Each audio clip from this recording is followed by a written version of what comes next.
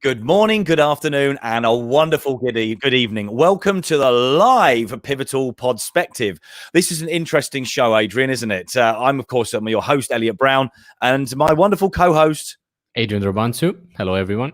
Now, we have already been recording, and we've been doing a recorded show with council leader Chris Hossack and also Russell Quirk, who is a property genius, not a property entrepreneur, as we put him as. And whether he's a genius or not, I mean, we're yet to find out. And Chris has also got loads to come out with and tell us all about the debate that we were having, although it wasn't actually as much of a debate as I thought it was going to be. What do you reckon, Adrian? No. It was a very friendly. Yeah, exactly. Yeah, very balanced debate. Let's put it that way. Okay.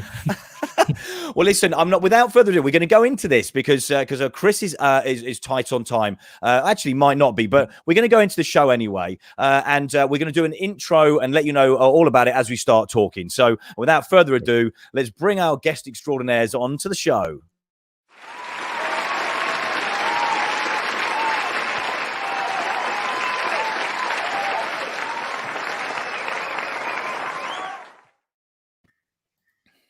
Hi again. Hello again, guys. Hi. You've swapped over. Yeah, that's weird. You can always swap that. Who's on the left wing? Who's on the right wing? You're on my left, Russell, which was kind of always the way with you. I've never been left wing. I've never. See what I mean? I mean, these guys. Listen, we definitely had an interesting conversation. It's a show that you'll be able to watch very, very soon over the next few days. So we'll let you know about that. But we've been having a chat about COVID, the restrictions, and the impact it has on business, and in fact the impact it's had on our personal lives as well. We've covered quite a lot because that sort of spills out into business, doesn't it? It affects us personally and as entrepreneurs and business people and councillors, politicians, all of us. It affects us all. We've got any questions, guys? Listen, we've got them here. Any questions you've got from a local property entrepreneur or Chris, who's got a wealth of knowledge. In fact, both of you have got a wealth of knowledge when it comes to the politics and local politics as well. And Chris, definitely, you've just had a change recently, Chris. Can you just tell us quickly about your change in the last couple of weeks? Yeah, so, of course, I've been council leader since last May, and that's fairly consistent. In fact, the workload on that has gone through the roof in the last year, as you can imagine. And as you guys said earlier, no rule book. We've had to kind of just adapt as quickly as we can to make the best of a very bad situation. But, during the summer, I was made redundant as well. Council leaders don't get paid a lot of money. You have to have a backup job to pay your mortgage. Trust me. Yeah. And Russell will tell you that. And so, I've been through it. And I've been in the motor trade for a long time. I've pivoted, I think was the word we were just using. I love pivot. And now I'm working for a communications company called Kratos, doing PR and advisory to local government. So hopefully it's a really good fit. And that's where I'm at. So you've got to pivot to survive. And that's what I've tried to do. Yeah, it definitely sounds like a good fit, to be fair. I mean, it sounds in the realm that you've been in recently and your experience in business as well, sort of all comes together quite nicely. Are you actually excited about that as well? I mean, you hide it well, but yeah. I mean, you're excited about that as well. Yeah, listen, I've been in the motor trade since I was 17. I'm now 48. And, the motor trade of looking at all the industries is the one that's being hit the most. There was it's not really picked. It was in a bad place anyway, because the whole emissions piece and not getting the product through quick enough. Supply was poor, and now this has happened. Most of the trade has been hit the hardest, really has. And we couldn't physically open showrooms for most of the year, and that was kind of my bread and butter in terms of the services I was providing to automotive retail.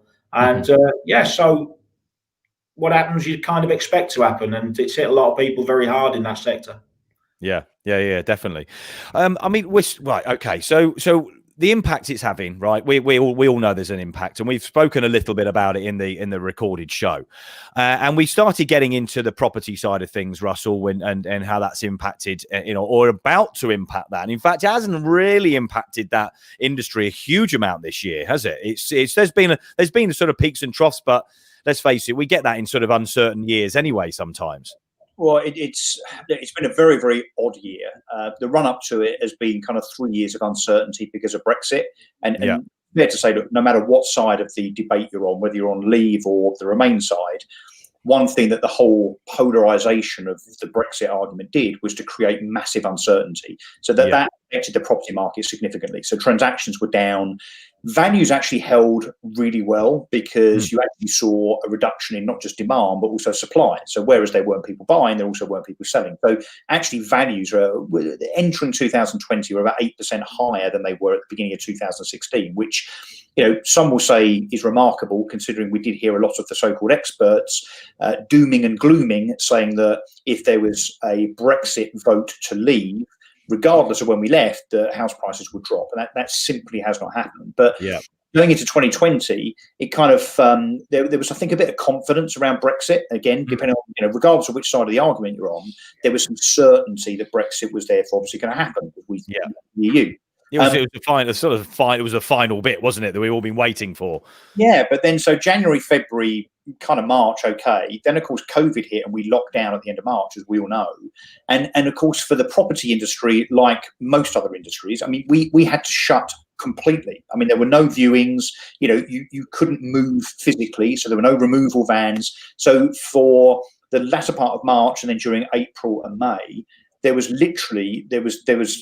everything was put on ice. So the market stopped. A lot of agents obviously called on the government stimulus. So whether it be furlough or the business rates help, Chris and Brentwood Council, for instance, in Brentwood's case, administered very quickly, as we were just saying. But it was pretty dire until Rishi Sunak popped up at the dispatch box in May and said, I'm going to relinquish stamp duty up to £500,000 until the end of March next year. All of a sudden, combined with us starting to come out of lockdown, it was literally like lighting the touch paper. So we just very, very briefly, the stats and the data around the UK property market right now is that asking prices, according to Rightmove, are now about £16,000 higher across the UK than they were this time last year. Wow. And transactions are about 50% higher than this time in 2019. So the property market is absolutely on fire. So prices are going up, transactions are going up. But as we were just saying in the recall just now, that probably isn't going to last past March the 31st when the stamp duty holiday will be pulled. Yeah, and that could be painful for a lot of people. I mean, but then that's also going to mean a huge boom before that, which normally it slows down in another month or so as it coming up to Christmas. From speaking to a couple of people, including you as well, that are in the industry, doesn't seem to be any slowing down going up to Christmas. I mean, people have got a bit more time, so they can probably pack a bit. I think the whole transaction has become shorter as well, where it used to be like 3-4 months. Some of those are getting shorter, aren't they?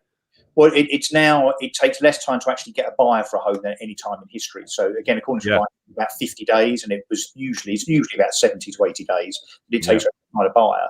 That actually the issue now with that kind of temporary success is that the other components within the property industry, so conveyancers, they're the guys that do the legal work, stroke solicitors, surveyors, mortgage brokers and mortgage lenders have now got huge backlogs because, of course, they're set up for a certain amount of transactions and then seeing a 50% increase. So they're victims of their own success.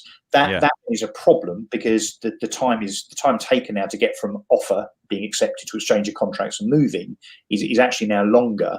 And there's a bit of a misconception. I speak to consumers about moving quite a lot still. And their perception is that you could put your house on the market or decide to buy a property in January and still get in before the stamp duty holiday finishes. You've almost missed the boat now, let alone wait until January, because of the amount of time it's taken to get searches back from local authorities and all the other bits and pieces. So if you're listening to this, watching this, and you're thinking of buying or selling, and you want to save up to £15,000 in stamp duty, which is what the saving is, you've got to move really quickly, and I mean, like, in the next few days.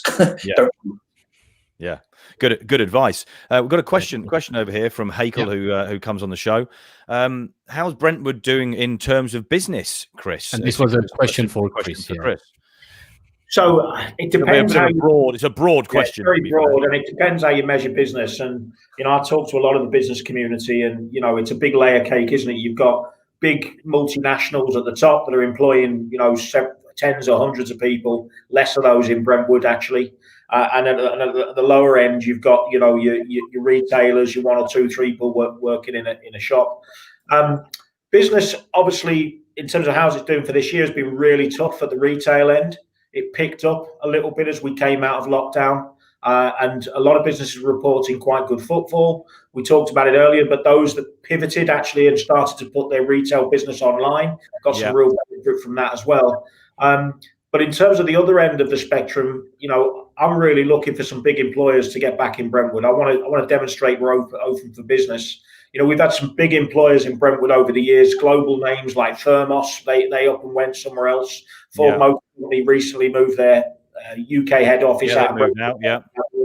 And of course, what you've got to remember is when you've got an office that's got 500, 600, 700 people in it, come lunchtime, these guys are getting out into the town and they're buying lunch and they're buying other things. And so that's why I say it's a whole interwoven web. And if you're losing at one end, the big end, then it's affecting your retailers and your coffee shops and everything at the smaller end of the economic spectrum. So general answer to the question, it's tough. And we've got to try and do the best we can to try and foster that growth and get that investment back in the town. And we're trying hard to do it. I listen, but some of those big companies are already gone. I mean, before this happened, there was plans for them to move out anyway, and and I don't. Is this really going to change? I mean, there's some of these bigger companies are changing now. They don't need us. We had this conversation in the recorded show. They don't need to have the staff in these big offices now. And even, whatever the new normal is going to be in the next 12 months. And I know people that work for big corporate firms that they're not going back, and they're not due to go back into their offices until at least February, maybe even March, April, or May. They don't know yet. So that means that these bigger companies are going to have to change their structure, change the way they work more remotely. We are seeing, from a business point of view, not plugging what we do or anything, but seeing from a business point of view, a lot more corporate firms in the cities now looking for staff, but virtual staff. They're not looking for a VA, as in a virtual assistant or a PA. It's not like that anymore. They're actually looking for staff that just work remotely. And there's been a massive growth. But I would say in the last 3 to 4 weeks, because we've been looking at this. So that means that the way everybody's working is changing rapidly. It changes the dynamic of the office industry, for sure. Yeah, completely. So, you're right. There won't be a need for 10, 15, 20,000 square foot of office. And actually, in Brentwood, we've got a really cool co-working space called Create, which is in Kings. Yes, of course, really good. Yeah, it's thriving. So there'll be a lot of businesses using facilities like that. Yeah. But actually, the implications on the office owners, who of course a lot of them are pension company owners and so on. Of course, it'll be pretty stark, because not only is there not enough space, not as much space needed. The other problem is tenure. Getting someone now to sign a 10-year lease on 10,000 square feet, when nobody knows what the world's doing. Yeah. And so I think those companies also, we talked about pivoting and adapting in the recording just now. Those office owners, they need to be thinking about kind of restructuring their premises and their business model to account for the way that people are about to start working. I personally don't think the office is dead. No. But there'll be lots more hot desking. There'll be lots more working from home and office on an alternative basis. Meeting rooms perhaps will be much more desirable than just floor plates. So it'll be fascinating to see how that adapts in the coming months. For sure. I mean, I'm intrigued. I'm definitely intrigued by that. I'm not worried. I'm definitely intrigued. It's a far better way of putting a twist on it, for sure. I mean, I'm going to ask you, Adrian. I think the commercial properties are going to be affected in a way or another, especially at the really big places and all that. Again, talking maybe with some of the big hotels and stuff like that, which they're going to have to maybe shut down, or whatever is going to happen with them. They're going to have quite a few empty spaces, and they're quite big. They're not small, it's not that easy to fill them up. Yeah. I mean, I'm going to ask you though, Adrian. I mean, a completely different economy, completely different. But you're in a city, one of the largest cities in Romania.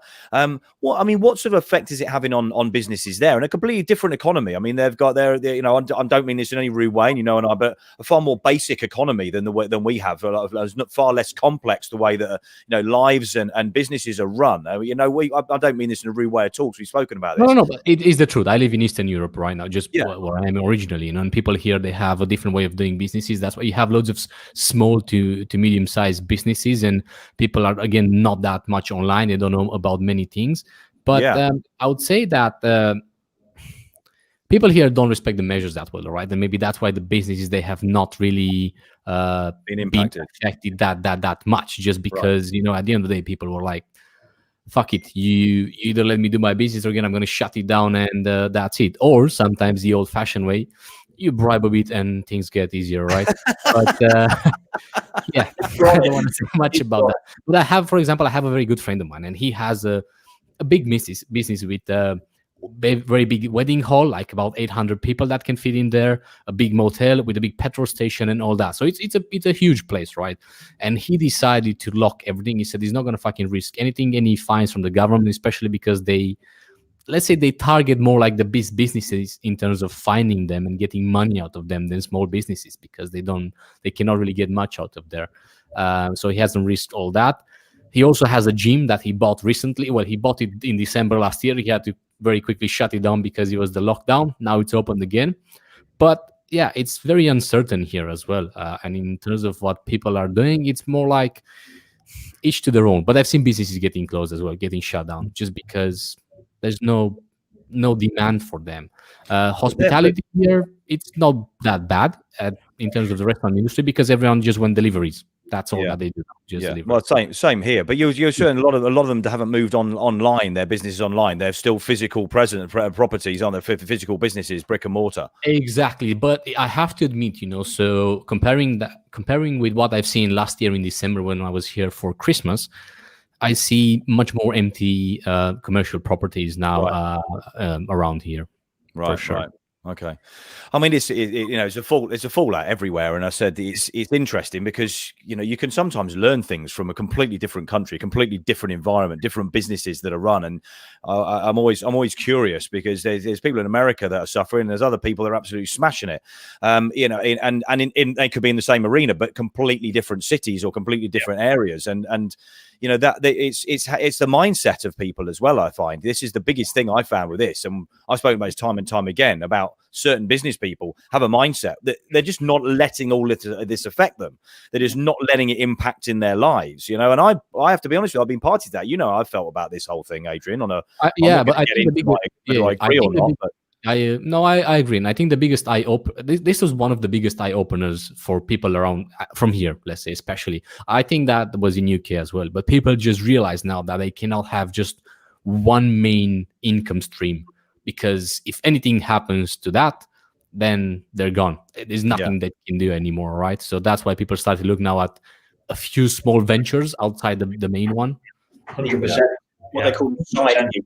Yeah, the side gig, very, very, very important. Yeah, I have at least three streams of income now. Yeah, just ahead. Yeah, it's funny you guys have said all that, because we talked about I was in a job that employed me 5 days a week, and I had 4 weeks off a year, and 100% of your income, by and large, was dependent on that job. And when that rug gets pulled from under you, you just crash. Yeah. And I think a good way, and I've learned this lesson, and I'm looking to do the same thing. Russell just said it. That's exactly where I want to be. 3 income streams. Yeah. Because you can just about survive if you lose a third of your income. You lose 100% of it, you're knackered. Yeah.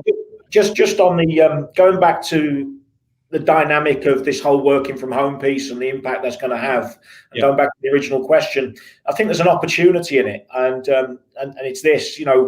In Brentwood, Brentwood is famous that it's a commuter town by and large. So many people were coming up to the city to do their job. That's why it's such an affluent town. And they were taking with them their dinner money. Should we put it, for one of the better things? All the coffee shops, the lunches. I mean, I've come up to London today. I'm in here now. I just did, for lunchtime, I did 10 quid on a paella in Borough Market. Actually, if I'm working from home in Brentwood, that money can be spent locally. So let's take that commuter pound and get it to be a local pound. But here's the thing. The onus is on the people who are working from home. And again, it's subject to these damn restrictions. But get out of the house for an hour at lunchtime. Go and get some fresh air. Go into town, buy a coffee, buy a sandwich. Spend your money. Don't just stay in the house all day. For your own mental health, it's an appalling thing to do. Just flicking the kettle on 2 feet from your dining table or wherever you're working. Get out. Get into the town, spend your money locally, and keep the retail as best as you can, prop it up. You were doing that money in London anyway, so now do it in Brentwood. But I'm curious to ask you something, guys, and that's to both of you, but Elliot, as well, but he lives over there. It's something that I've seen, and I don't really understand myself personally that. So I've seen things or businesses that when lockdown started, or even now, they started charging more. Local businesses, I'm talking now, right? Like a tire shop, a sandwich place, or anything like that. They started charge more. And I said, well, what the hell happened? You just tripled your price here. I said, yeah, it's because of lockdown and COVID. What the fuck? You shouldn't charge me 3 times more. So I don't really get the idea behind that. All right. So maybe you can tell me your experiences, guys. The excuse, I mean, it stems from toilet rolls, doesn't it? Do you remember on social media back in March? God. When it started again recently. Biggest crisis, yeah. You had corner shops selling toilet rolls for 10 quid, and the excuse was that the retailer was having to pay more for them, which I'm sure probably wasn't true. Yeah, exactly.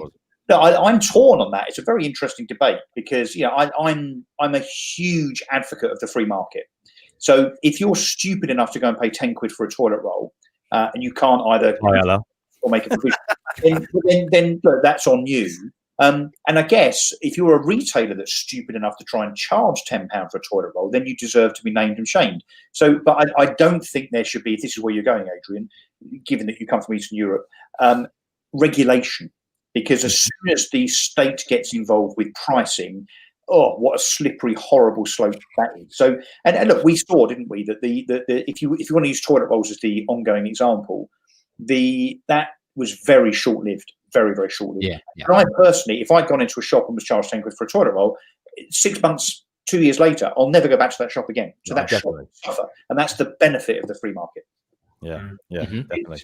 To me, it's the worst face of capital, isn't it? When it becomes a supplier's market, people buy out of fear, don't they? If they think they ain't going to have any bog roll in the house, they're going to go out and pay whatever to avoid the indignity of not having any toilet roll. Yeah. So it becomes. But I do feel. Whilst I'm very much a fan of free market and a capitalist as well, I do think when, frankly, businesses take the piss, they're lining their pockets, frankly. And it's not really, I come at it from a local government point of view where we're very society orientated and we need to look out for those who are less well off. There are poor people who are also maybe having to stump up to those prices as well. So I have a problem with it. But as Russell said, some people are prepared to pay it. Some people have no choice but to pay it if you're talking a real necessary item like a loo roll, and other things. So I think that's been the downside of this. People exploiting an emergency situation in some cases, not all, of course. But don't you think that during the lockdown, I think we saw, particularly in Brentwood here, where we both live, I think we saw the best of people and the worst of people. Yeah. I definitely saw the worst people. The people, running around Sainsbury's with a trolley, sticking all the pasta and all the toilet rolls in, and an old lady comes along in her 80s and she goes to the pasta and hasn't got any, and the guy sticks his finger and off he goes. But I also saw some, neighbours helping each other, neighbours that don't normally talk to each other. People just making sure that each other are okay and being a bit more courteous. So it was a real dichotomy. Maybe these things bring real personalness. There were definitely, really good examples and certainly really bad examples too. Yeah, I think the vivid example I've got in my head is when this all kicked off in March and we saw the panic buying set in. Then you realise that particularly the older people or the people less able to get to the supermarket were getting left behind. The well-able people, were flying around the supermarket with their trolleys. It was like, supermarket sweep. And what I found was, so we intervened. So I'll tell you what we do. We did a council scheme, we got volunteers, and we called it Can in the Van. And we pulled up outside Sainsbury's and we just said, come on, put a can in the van for somebody else who can't get here. And we got a really good response. And I'll tell you what I noticed. The people who had the fullest trolley stacked with bog rolls wouldn't give you a bean. And the people with a little bit less gave you something. Isn't that funny? The widows might. So, Russell's quite right. We've seen the best and the worst of people. But we absolutely filled vans in March. We filled them in the summertime. And we're going to do it again at Christmas because we talked about earlier, if furlough's going to end in the next few days and then Christmas is coming, we need to be, people at Brentwood and across society need to be supporting the less well off themselves. And it becomes survival of the fittest. If you're fit and able and you've got a car and you can get yourself down to the supermarket and crash through the aisles, good for you. If you can't, we need to be looking out for those people, Yeah, definitely, and I've definitely seen you do a lot of paying forward in the community, Chris, over the last sort of 5 months. In fact, that's where I noticed you and contacted you in the first place. I think was seeing that you were doing just that, and I commend you on that as well, because lots of people say they're going to do it and they don't do it, and I don't have time. I'm putting myself forward now. I'd love to help out coming up to Christmas. So if there's anything that we can get involved with, then I'd absolutely love to do that. So count me in. We've got Mike Allison has just said it's called Supply and Demand. Yeah, of course we do. Of course it is, Mike. And if you've got any questions, anybody, and then over the next few minutes before we wrap this live show up, then please drop them in the comments below, whether you're on Facebook or whether you're on YouTube. They will come up. So drop them in the comments and ask a question. So listen, we've definitely covered a few subjects for sure. The one thing I'm curious about, and I meant to ask this earlier on, was the help out to eat out. Now, the help there, was that a big support? Did that really help people? Did it really just even out the spends? What's your view on that? And I genuinely don't know. It's a question I've meant to ask a few people, and I've never done it. Did it actually help at all? Well, I'll try and answer that. I try and answer not from the point of view of having been a bit, it's the only people who can really answer that, the people who are, working in the kitchens and serving the food, Yeah. To help. I took advantage of it with my family a couple of times towards the end of the summer. Yeah. And who'd ever thought the state would be the tax man would be buying your dinner? I mean, but we did it to help out. And from what I could see with the restaurants, they were absolutely flooded. I don't know if they're making a huge amount of profit. They seem to be serving a lot of food for probably not a lot of margin.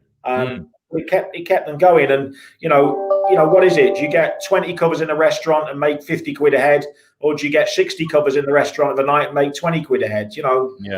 Quantity or quality. And I saw a lot of quantity. I'm not sure about the quality of the profit that the restaurants are making, but I can't answer that fully. Yeah. I think it was an initiative that really hasn't been given enough credit, frankly. I mean, it was a real surprise when it was announced, because it wasn't just the 50%. Was it Monday, Tuesday, Wednesday, whatever it was? Yep. It was 50% voucher. Rishi Sunak also reduced VAT on certain items, didn't he? So it was a kind of double bubble, really.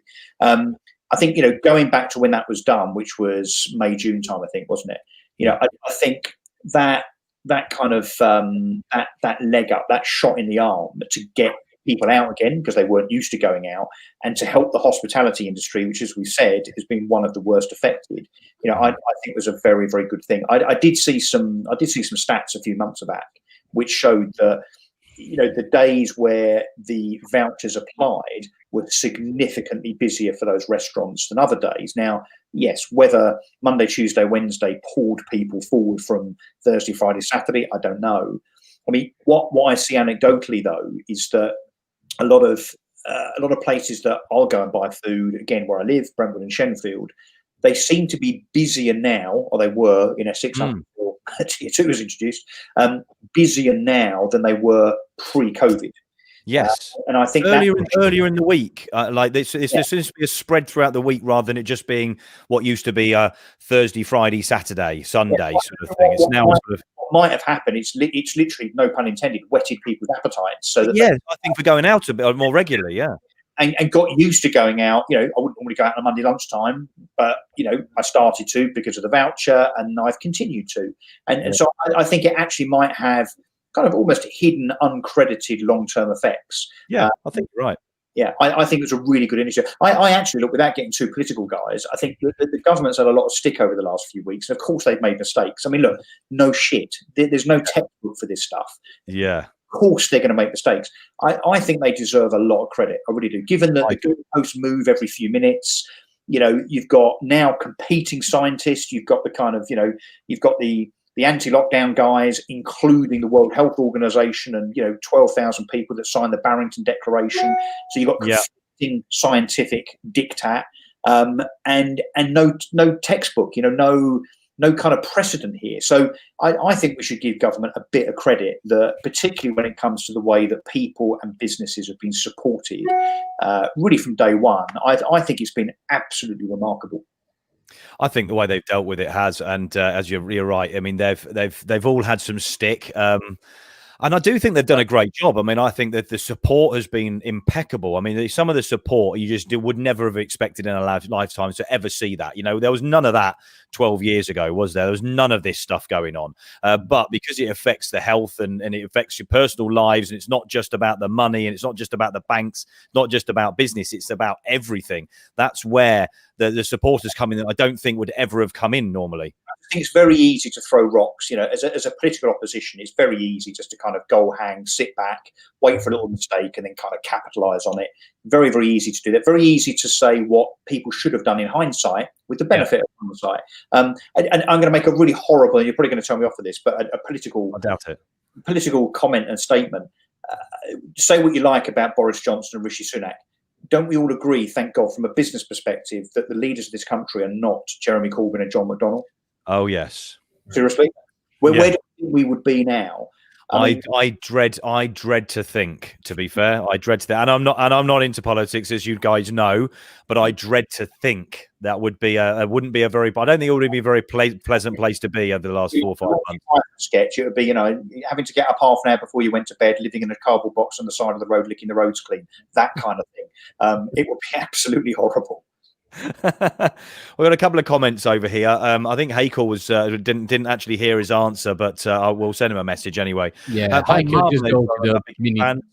Yeah, Hakel just go to the between 10 and 15 minutes into the show, and you're gonna hear your answer there. Nothing was interrupted here.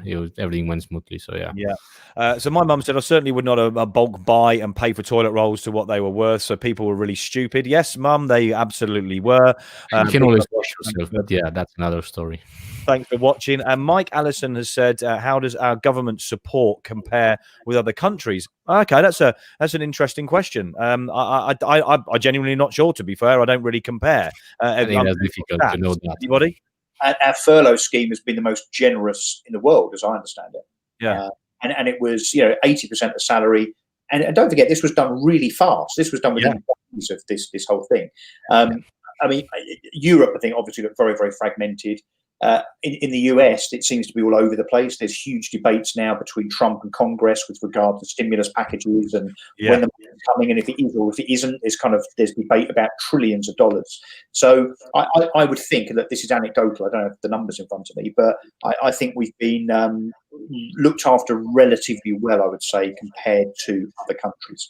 Don't forget, we've seen other countries like New Zealand who are widely credited for eradicating coronavirus, but you'd have to ask at what cost. If you keep locking down for months, I'd hate to see the data later on regarding businesses in New Zealand, because I think it's probably decimated tens of thousands of them. Yeah, for sure. And what's the end game for New Zealand? Are they going to stay locked down forever? At some point, you're going to open up. And this virus has not gone away. It will not go away. We diminished it in the summer. We took our foot off the gas, start to enjoy ourselves, and look where we are again now. And the same happens on a global scale. You go into lockdown, you think, great, my COVID stats are low, your economy's on the floor. You can't stay like that forever. At some point, you're going to have to try and return to life. And when you start to return to life, if there's no vaccine for this thing, you're going to see it rise again. And that's just the nature of it. And all these lockdowns are doing is trying to minimize and control the curve. Around vaccines, isn't there? The last few days, there's been various reports that I think the AstraZeneca one that's been developed in conjunction with Oxford University, there was news over the weekend, actually backed up by the Deputy Chief Medical Officer, saying that he is fairly hopeful that there might be something by the end of this year. The question arises, of course, how does that then get administered? Personally, I don't want to be, if it's alphabetical, I wouldn't want to be Aaron Aranovich getting the kind of first jab in his arm in the queue. Because listen, you've then got the problem of whether people want to have it or not, and there's a massive movement. I think, if you look on social, I think people don't want to touch it. So as well, it can't be compulsory. I mean, that would be horrendous. I think it's like most of these things. Surely it has to be voluntary. But if you don't take it, if you're a 75-year-old, 25-stone diabetic, and you don't take the vaccine, I'm afraid it's on you. Yeah, but also, I've seen some debates from other, especially like entrepreneurs and business people talking about that and talking about vaccines. It's like the country with the country that's going to develop the vaccine is going to become probably one of the richest country in the world, just because that will have to supply everyone else, so company will end up being the richest in the world. And Bill Gates has backed most of them, of course. But anyway, I've seen a debate about that. As well. If we carry on talking down this line, you do know that probably Facebook will shut us down, don't you? Now they won't. Don't worry. Right. Mike Allison made a comment going back to what we were talking about earlier. But why would people pay to sit at home doing nothing and still pick up 80% of their salaries? It's incredulous. It is, Mike, and but unfortunately, the world is made up of all sorts, I suppose. So what do you say? Can I just say that look, there's a reason for that, is because, of course, it would be more expensive for the government to have to fund 10 million people unemployed. So that there are about 1 million people on furlough. Yeah. If the government hadn't allowed a temporary furlough scheme to try and get us out of this, bearing in mind, this was all done with good intention in March. We're not talking about the decision you made now. Lots happened since then. Yeah, we know a lot more now. But can you imagine if that furlough scheme had not been put in place and all of those companies had folded and the people had ended up on the dole? Can you imagine? So the support the government would have to give to those people, and then the lack of VAT, PAYE, income tax, corporation. The logistics of people going to get jobs and things as well, the whole thing would have just been a mess. So yeah, I mean, they pre-thought it, and it did come out with probably the best outcome that we could have had over the last 6 months. As Chris will attest, I'm nothing like a socialist that thinks that everyone should survive on the state forever. That's completely untenable. But these are exceptional times, and look, it's not carrying on forever. We've got certain people on the left, the unions and so on, are saying that the furlough scheme should carry on for months and months and months. And of course, they would say that, wouldn't they? And it shouldn't, for sure. But to have it in place for 6 months, 7 months, whatever it was absolutely the right thing to do, because the alternative was far worse. Exactly. Yeah. I just amazed how all of a sudden the UK could start to fund that level of thing. But as you say, somebody took a calculation and said, well, exactly that. What is the alternative here, guys? We don't fund them. We let people have no income. And actually to the point where, well, if you haven't got any income, what are you doing for food on a week-to-week basis? Fundamental things like that. You might not want to buy your toilet roll. If you've got no money, you ain't buying any. So while to me it was a shocking thing, the alternative was just not an option at all. And that was the view that was taken. But I just worry about how long we can sustain this. If we go into a second spike, which we seem to be doing, what do we do? I can't see how we can fund that level of support and sustainment that we did for the last 6 months. So that to me is a really frightening prospect. It is, and it is a very frightening situation to be going into, and it does seem to be moving that way. I have to agree. Mike then said, Russell, I understand that, but to pay people to do nothing, surely the government could have suggested alternative work for them, maybe in the charity sector. But you've got to fall out with that, Mike. I mean, unfortunately, it's not that easy. It's not that simple to suddenly start moving people around into different sectors. We train 8 million people to do something. I hear the sentiment. I get what you're saying. Absolutely, yeah. The debate that we had in politics years ago, which is that if you're on the dole, if you're unemployed after 3 months, maybe you, to get your dole money, should go out and sweep the streets and pick up litter. I mean, the trouble is that there's an element of society that will say that's degrading, but there's the practical element, which is retraining those people to go and do another job somewhere else, and knowing it's only for 3, 4, 5, 6 months. I hear you. I think the sentiment's right, but the practicalities, I think, simply don't allow that to be right. And it's not something you can do overnight as well. It's just, for the government to come up with something and think about that as well, it wouldn't have worked that quickly. It takes loads of time. As we're getting all interactive with Mike, I mean, Mike want to reply to this. Has Mike not taken any government money? Has he not furloughed any staff? Interesting, Mike. I mean, answer. Let us know how your situation was. Did he take his 10 grand from his local council? Did he have a business bounce back loan? So interesting, because I think there's more people that took that support that didn't, and I think for the right reason.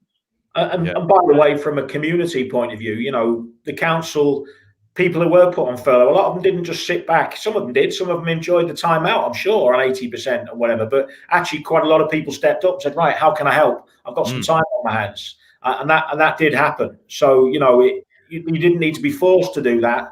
The good nature of people, and let's hope that there is that in the majority, and I think evidence has shown that there was over the last 6 months, just made people say, I'm not sitting back, I'm getting paid for. And we saw things like mutual aid and other volunteer action groups step up because they had time on their hands to help people who were less well off. Yeah. But also thinking about the circuit of the money. Those money are still going to be rolled in the industry at some point, right? Maybe it wasn't straight away and not at the rate that you would want to, but I think people done loads of DIY projects meanwhile. So obviously that went into the economy. I don't know. The money was still rolled, in my opinion. Yeah, there's still money there. I mean, a lot of people went into NHS, of course, as well, didn't they? People that retired or semi-retired, and that had some experience in it, they moved into that, and so they became, it's become more important than ever. Than it was. It was never really revered before. It was, really, they were just the NHS. Now it's a big thing, and it's important to do that, and we commend them and thank everybody for the support they've given everybody. Listen, it's this week we could go on for a very long time talking about these things with COVID. It's subject matter that we really genuinely don't really cover on the show, so it's interesting to talk about that.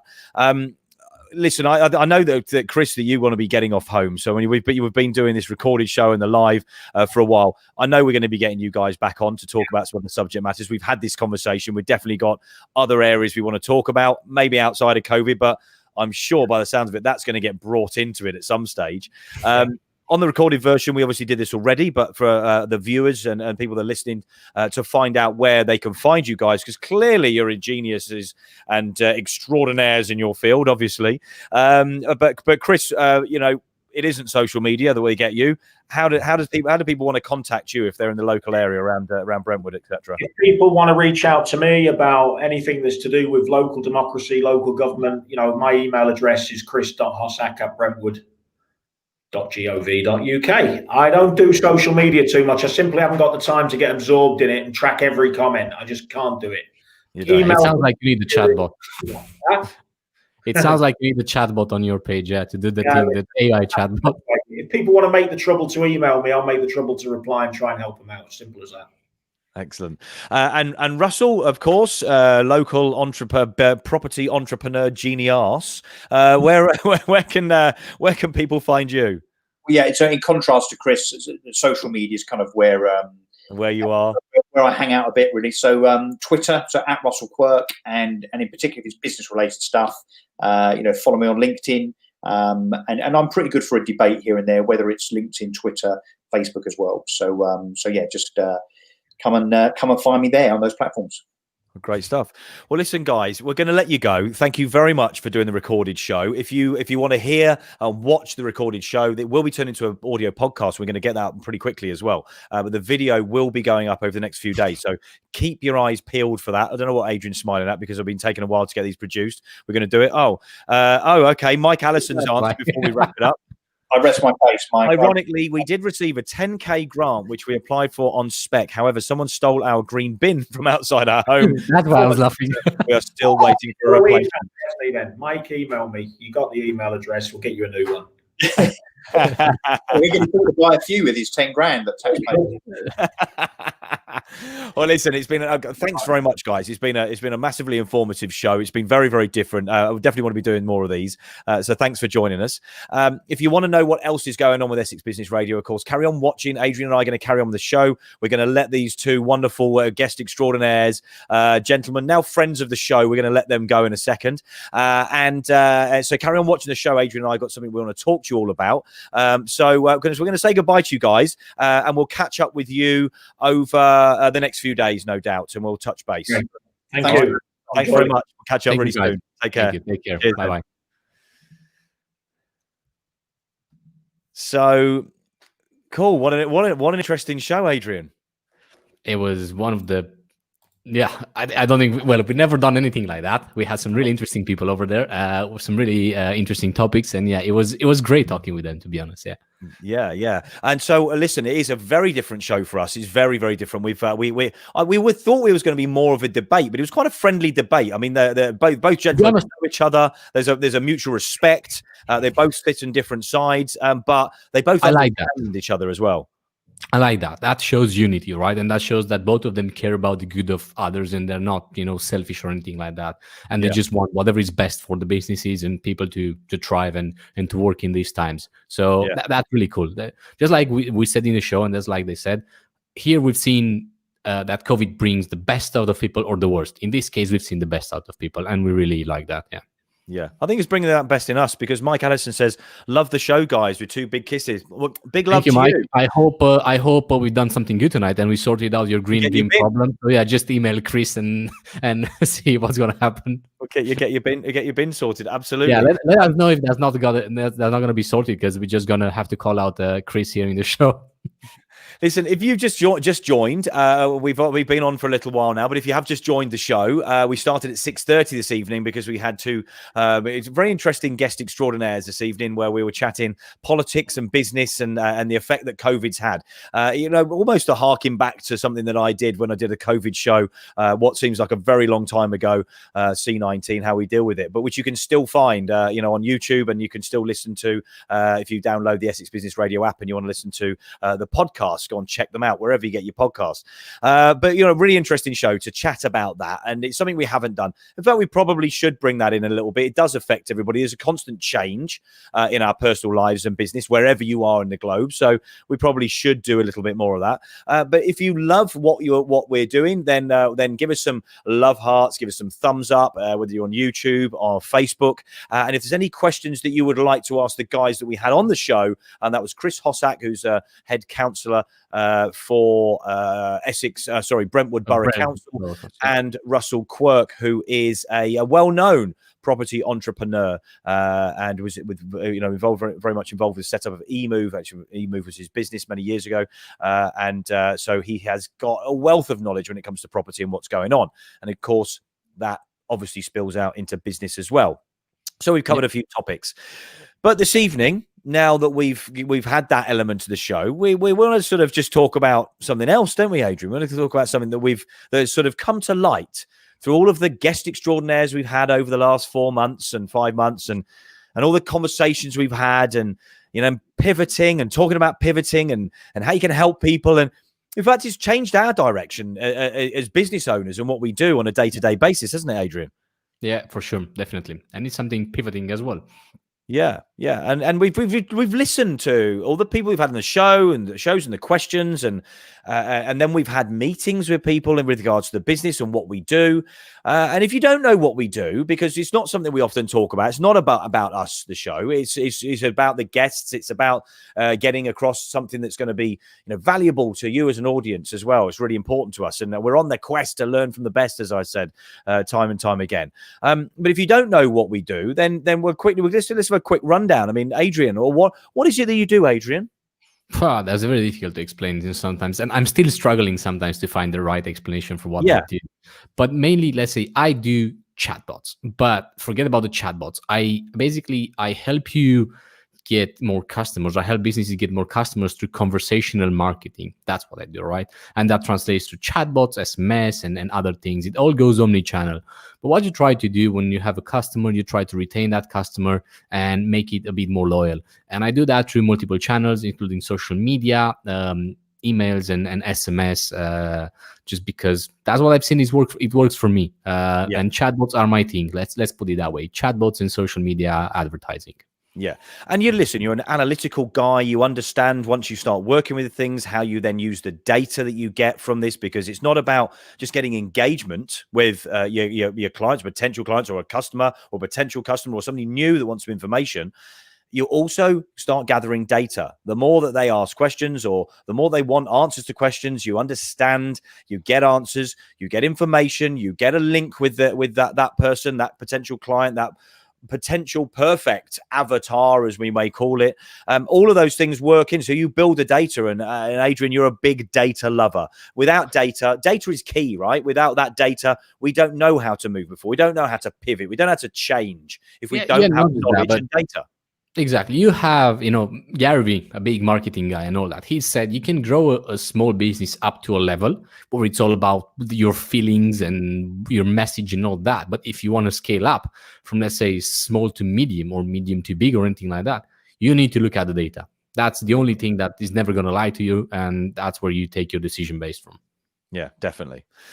And that's exactly that. Well, I So myself, what do you do, Elliot? Then what do you do? What do I do? Again, way too much until more recently, and definitely focused down because of what's gone on this year, and reinventing and looking at what is going to work and what's going to work for the new market. And I was having the same conversation. We come up with these ideas, and before the pandemic, before lockdown, I definitely would have said I would have had a different sentence. I would have a different elevator pitch. I would have had something different to say. But I've taken stock of what's going on, and we have as a business. And Forge Management is my company, of course. And both Adrian and I work together with clients through this company, and together we have projects as well. But it obviously helps to support everything we do here at Essex Business Radio. And so I was talking about this the other day, and I said, what is it? What would I class myself as now? And I've often utilized as an analogy property. Now, I built properties 10, 12 years ago, a block of flats, etc. Not huge, massive high rise, but it was a block of flats nonetheless. And I've often used as an analogy building business, as in building a property, because you have to understand a market before you're going to understand what you're going to buy, where you're going to buy it, putting the foundations in, so setting your business up, and then building up from there and filling it out and then selling those things. All of that, everything that you do in a build is virtually how you build a business. So I would say I'm a business developer. So that may well be that I'm going to take somebody's business and help them to make it grow, make it better, polish it up, put new windows in, new doors, put a new roof on it, and make it good so that then it's something maybe that somebody might want to sell, or that just to develop and change that. So it may be a property that you've got and you want to split it into rooms. So you change the way that property is then sold or rented out. So we may look at a business and we may go into that and we may have a look at it and see how can we change different elements of this to generate different revenue streams, multiple revenue streams, for example. So I want to maybe go in and help develop a business. So I've loved that. I love growing businesses. I've helped many people grow their business over the years. And so now that's what I do. But we plug that into a real need that most business owners are relevant of all sizes now, and understand this in the last few weeks, where they are looking for virtual, not just virtual assistants, not just virtual support, but remote workers. A virtual worker, somebody doesn't need to go into an office, and big companies are looking for this now. So we are looking and working with corporate clients on contract stuff. We're also working with smaller business owners to be able to provide a service of a VA service, a virtual office, in fact, and a office manager that's going to help you with your business. Still take some of that pain away, take that administrivia. And then what I'll do is I'll then work with the management or the business owner to see how we can help them with their business. What is it that we might be able to do? Oh, tell you what, Mr. Customer, don't you think it'd be a good idea if you had a chatbot in there? Though that would be a really great way, having a virtual assistant that's on social media, a virtual social assistant. That's a great way of putting it, don't you think, Adrian? Exactly. Yeah, it's automatically collecting data for you, helping understand your customers, replying in your place, to people and stuff like that. But leaving all that aside, what me and Elliot we have looked at, and what we're really good at doing is the fact that you as a business owner, it's difficult to hire people, especially when you don't know what to ask them in different places and industries. Okay. And that's why Elliot has his good side and he has his really good skills on something. I have them on something else. So we have, combined our forces and skills, and we're really good at finding people that can help others in a way, just because we know exactly what to ask. Same like, we've seen situations. I'm going to give now one, which is a very common situation. We've seen someone, for example, having websites done for $6,000 or sorry, £6,000, whatever you want, £10,000, not things like that. And those websites are crap. They're not generating any business. And that was just because they didn't know what to ask, right? Yeah. When they've paid for that and when they've signed the contract. They weren't asked the right questions, were they? There was no questions asked, really. This is what the person that's doing the website has basically said, this is what we can offer you, as opposed to asking a myriad of questions to understand their business. Exactly. So that's what we're kind of good at. We try to find exactly what you need and what you want from you, and also do the same with the person that, like, let's say the remote worker, to see if you guys are fit. That's how things are working here. And then obviously analyze their experience and skill set and things like that, just because we don't want to bring people in just based on their pretty resume, which sometimes means nothing. Yeah, absolutely. And then, of course, in doing the show and doing this, bearing in mind from day one and doing the podcast, where I was recording with video and stuff, becomes quite normal. Very nervous to start off with, but now we're getting approached to do work with clients and with new people that are contacting us about putting together something like this for them, or putting together a show or something. But then it's a great idea. It's a great idea, but it takes a lot of work. So what we thought would be a good idea is combining what in essence is one of the most powerful ways of doing marketing these days, or getting yourself out there, is by using video, branding it up like this, but for you, and making a video so that we can ask you a question. We can do a show which we're designing and we're creating, and it's something that we're going to be putting out there. And what we do is we're going to create a show that is split up into 3 short videos. And that video will be a way of you engaging. You are getting yourself out there and also talking about what it is that you do. Now, we have got a format that's going to work, and we're going to work with, in fact, we want to choose 7 people. I like 7s, don't I?